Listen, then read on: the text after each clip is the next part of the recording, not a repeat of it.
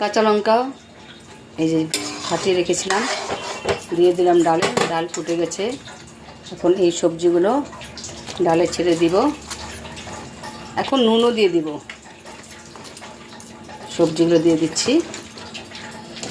তারপর নুন দিয়ে দিব, একটু হলুদের গুঁড়ো দিব। সোমবার দিয়ে সবজিগুলো সিদ্ধ হয়ে গেলে তারপর জিরের গুঁড়ো দিয়ে আদা টাদা বেটে দিয়ে দেবো।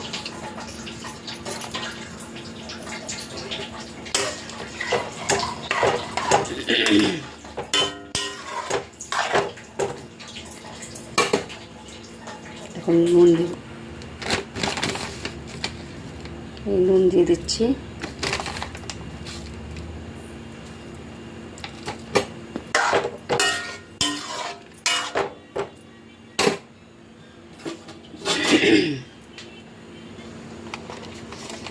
দিয়ে দিই হলুদের গুঁড়ো,